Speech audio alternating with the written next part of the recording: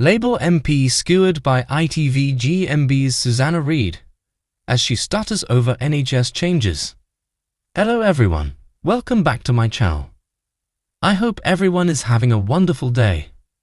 Health Minister Karen Smith appeared on ITV's Good Morning Britain, where she was quizzed about NHS failings by Susanna Reid.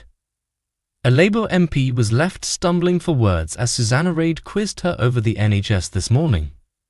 Health Minister Karen Smith appeared on ITV's Good Morning Britain to chat to the host and co-star Ed Balls. The MP was quizzed on all things related to the NHS that are currently hitting headlines, including the use of artificial intelligence to make early diagnoses, and how a full report in the treatment of Valdo Calocane has not been published despite pleas from his victims' families. Susanna said, "The NHS won't publish the report because of patient confidentiality. I wonder if you could just offer your view on this as a health minister? Has he not sacrificed his right to confidentiality because of his crimes?" The MP described it as a really tragic case, as she said. "The families do want to know what went wrong, and I think that is right." She stumbled over her words before continuing. "A lot of evidence about his treatment is already in the public domain. I think it." Susanna interrupted, asking, "So why isn't the NHS publishing the full report? Surely it's important for everyone to know the failings in this case. It's a national significance." Then Smythe replied, It is my understanding in this case that the family do have access to that report." Susanna interrupted once more, saying, "The families do, but we are talking about this report being published so that everybody knows what went wrong in this case. And in fact, the families are calling for the full report to be published." The MP began stuttering her words as she tried to form a response. She admitted that she doesn't know because she hasn't seen the report, as the ITV host cut in once more. Susanna asked if NHS England should publish the full report, as the MP replied, "I think it's a conversation that we need to continue around transparency." Once again, the GMB presenter interrupted the show's guest as they continued to talk over each other, trying to get their points across. Meanwhile, Ed Balls remained silent. Valdo Calocane killed Barnaby Webber, Grace O'Malley Kumar and Iron Coates last year. He then stole a van and crashed into 3 other people, who were seriously injured. Calocane was diagnosed with paranoid schizophrenia in 2020. His family say they only found out 3 years later and is calling for a public inquiry and urgent reforms to mental health services.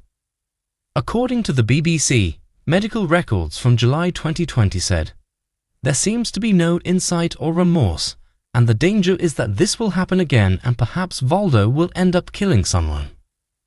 As the debate continued, both Reid and Smythe seemed to talk over each other, their words and points clashing.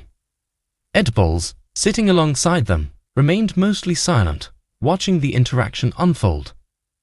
The tensions in the exchange were palpable, and viewers at home could feel the pressure mounting on Karen Smith, who was clearly struggling to defend the NHS's stance on this controversial matter. The story of Valdo Calocane, the man at the centre of this debate, is both tragic and chilling. Calocane, who killed 3 people, Barnaby Webber, Grace O'Malley Kumar, and Iron Coates, last year went on a violent spree after stealing a van and crashing into 3 other individuals, leaving them with serious injuries. Calocane, who had been diagnosed with paranoid schizophrenia in 2020, was the subject of much scrutiny after his family learned about his diagnosis only 3 years later.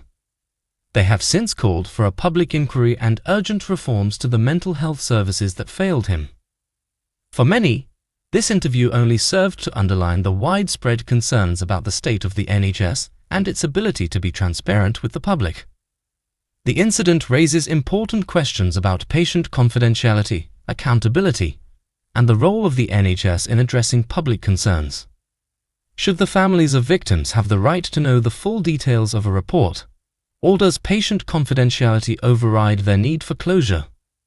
This interview is just one example of how difficult it can be for politicians to navigate complex issues, especially when they are confronted with emotional and high-profile cases like the one involving Valdo Calocane. While Karen Smith may have stumbled through the questions, the broader issue remains.